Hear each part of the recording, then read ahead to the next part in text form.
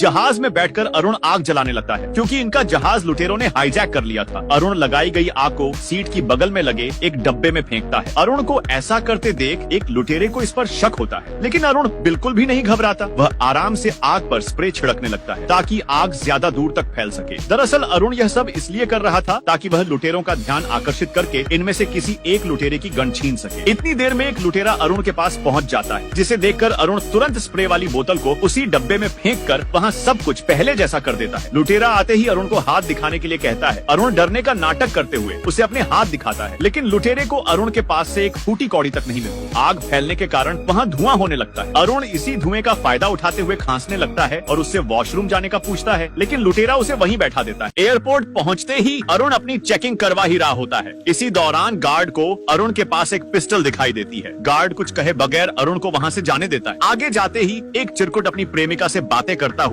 Line में लगे लोगों का रास्ता ब्लॉक करके खड़ा होता है। अंदर पहुंचते ही अरुण को उसके दादा के दिए हुए मोबाइल पर एक मैसेज आता है जो उन्होंने अरुण को सांप वाली गेम खेलने के लिए दिया था। मैसेज देखते ही अरुण काफी डर जाता है क्योंकि मैसेज में लिखा होता है हाईजैक। अरुण तुरंत उसी नंबर पर कॉल करने लगता है, लेकिन आगे से कोई भी रिस्पॉन्स नहीं आता। अरुण को देखकर एयर होस्टेस अरुण को अपनी सीट पर बैठने के लिए कहती है। अरुण एयर होस्टेस के पास जाकर उसको अपना आईडी कार्ड दिखाता है, जिसे देखकर एयर होस्टेस की बोलती बंद हो जाती है क्योंकि अरुण स्पेशल फोर्स का एजेंट था। अरुण एयर होस्टेस से सभी पैसेंजर्स की लिस्ट लेकर देखने लगता है और उसे एक लड़की पर शक होता है, जिसे वह तुरंत अंदर बुलाने को कहता है। लड़की के अंदर आते ही अरुण उसकी सीट पर जाकर उसका मोबाइल चेक करने लगता है। अरुण को इस पर शक था क्योंकि अरुण को जब मैसेज आया तो ये लड़की अपना मोबाइल इस्तेमाल कर रही थी। लड़की अरुण को अपना बैग चेक करते हुए कि अरुण लड़की के बैग की तलाशी ले रहा था क्योंकि उसे लड़की पर शक था, लेकिन अरुण को लड़की के बैग से कुछ नहीं मिलता। इतनी देर में लड़की वहाँ आ जाती है, जिसे देखकर अरुण जल्दी से अपनी सीट पर बैठ जाता है। सीट पर बैठते ही उसे फिर से उसके दादा के मोबाइल पर मैसेज आता है, जिसे लेकर अरुण सीधा पायलट के पास जाता है क्योंकि वह मैसेज आतंकवादी को रिहा करने का था। ये सभी मैसेज अरुण के पर्सनल नंबर पर आ रहे, जिस वजह से पायलट ये सारी स्थिति एयरपोर्ट पर बताता है ताकि वे लोग सभी पैसेंजर्स का बैकग्राउंड चेक कर सके। इधर अरुण को टकले पर शक होता है क्योंकि वह बार बार वॉशरूम जा रहा था, जिस कारण अरुण भी वॉशरूम जाकर वॉशरूम की चेकिंग करने लगता है। वहाँ पर उसे फ्लश से लोहे की मजबूत स्ट्रिप मिलती है। वह इसे देख ही रहा होता है। इतनी देर में टकला वहाँ आ जाता है और दोनों के दरमियान हाथापाई होने लगती है। हाथापाई के दौरान टकला बेहोश हो जाता है। अरुण उसे उठाने की बहुत कोशिश करता है क्योंकि अरुण ने इससे इनका रचा गया प्लान जानना था, लेकिन टकला नहीं उठ। तो फाइनली इन्हें प्लेन में एक स्पेशलिस्ट डॉक्टर मिलता है जो अरुण के कहने पर टकले को इंजेक्शन लगाता है। इंजेक्शन लगाते ही टकले की हालत बिगड़ने लगती है। डॉक्टर उसे बचाने की बहुत कोशिश करता है, लेकिन वह टकले को नहीं बचा पाता। फिर वे लोग टकले को प्लेन के निचले हिस्से, जिसे कार्गो सेक्शन कहते हैं, ले जाने लगते हैं ताकि प्लेन में बैठे बाकी पैसेंजर्स को बॉडी की स्मेल न आए। कार्गो सेक्शन में जाते ही वे लोग लाश को पैक करते हैं और वहाँ का टेम्परेचर कम करके अपनी अपनी सीट पर वापस आ जाते हैं। तभी उन्हें एयरपोर्ट से कॉल आती है जो उन्हें प्लेन में बैठे एक और कमांडर से बात कराने के लिए कहता है। एयर होस्टेस जब उसे लेने जाती है तो वह अपनी सीट पर नहीं होता, जिस कारण एयर होस्टेस उसका पासपोर्ट चेक करने लगती है। पासपोर्ट देखते ही वह चौंक जाती है क्योंकि यह कमांडर वही टकला आदमी था जिसकी अभी थोड़ी देर पहले मौत हुई थी। एयर होस्टेस ये सारी स्थिति दूसरी हेल्पलाइन से एयरपोर्ट पर बताने लगती है। अरुण उसे ऐसा करने से रोकने के लिए उसकी तरफ भागता है। इतनी देर में उनका प्लेन पाकिस्तान के एरिया। अब अरुण प्लेन में बैठे सभी फर्स्ट क्लास वाले पैसेंजर्स को इकोनॉमी क्लास में शिफ्ट करने लगता है और प्लेन की सभी खिड़कियां बंद करने लगता है ताकि पैसेंजर्स प्लेन के बाहर की स्थिति न देख सके, जिस कारण लोगों को अरुण पर शक होने लगता है। एयर होस्टेस अरुण को बिजली का एक जोरदार झटका देती है और चिरकुट जल्दी से अरुण को बांधने लगता है। अरुण उसे कहता भी है कि मैं हाई जगह नहीं हूँ, लेकिन बदले में चिरकुट इसे पीटता है और उसे प्लेन के फर्स्ट क्लास वाले हिस्से में ले जाते हैं। वहाँ जाते ही अरुण अपने आप को आजाद करता है। इतनी देर में पैसेंजर्स चिल्लाने लगते हैं क्योंकि इनमें से एक पैसेंजर की सीट के पास पड़े बैग से बम की आवाज आ रही होती है। अरुण तुरंत जाकर बैग चेक करता है, जिसके अंदर से मोबाइल फोन निकलता है जिसके ऊपर इस्लामाबाद को टारगेट बनाया गया था। इतनी देर में प्लेन अपना संतुलन खोने लगता है, जिस कारण पायलट प्लेन से बाहर निकलकर अरुण को सारी स्थिति बताने लगता है। तभी इसे दूसरा पायलट मार गिराता है। असल में यह दूसरा पायलट ही हाईजैकर था और अरुण को मैसेज भी इसी ने ही। अरुण हाईजैकर से गन छीनने की कोशिश करता है, लेकिन वह उसे गोली मार देता है, जिससे प्लेन में बैठे सभी पैसेंजर्स चिल्लाने लगते हैं। लेकिन यह लड़की बिल्कुल भी नहीं घबराती। वह पास में पड़ा बैग उठाकर उसके हाथ पर मारती है और दोनों के बीच हाथ हाथापाई शुरू हो जाती है। प्लेन आउट ऑफ कंट्रोल हो जाता है। इसी बीच हाईजैकर के हाथ फिर से गन लग जाती है और वह डॉक्टर को अपने साथ लेकर प्लेन के कार्गो सेक्शन में चला जाता है। सारी स्थिति देखते हुए यह लड़की प्लेन चलाने लगी। असल में यह लड़की भी एक पायलट ही थी, जो अरुण को बताती है कि प्लेन का ऑटो पायलट काम नहीं कर रहा है। इसे ठीक करने अरुण कार्गो सेक्शन में जाता है। वहां जाते ही अरुण का सामना फिर से हाईजैकर से होता है, लेकिन इस बार अरुण उसे मार डालता है और प्लेन का ऑटो पायलट ठीक करने लगता है। तभी वहां एयर होस्टेस आती है, जो अरुण के मुंह पर स्प्रे छिड़कती है। असल में एयर होस्टेस भी हाईजैकर की टीम में शामिल थी और प्लेन में बैठे दूसरे कमांडर को भी उसने ही मारा था। इंजेक्शन लगाने से थोड़ी देर पहले उसने असली दवाई की जगह जहर रख दिया था। अब एयर होस्टेस अरुण को कुर्सी से बांध देती है और उसे अपनी डिमांड बताती है, ताकि वह सरकार से अपनी डिमांड पूरी करवा सके, क्योंकि सरकार अभी तक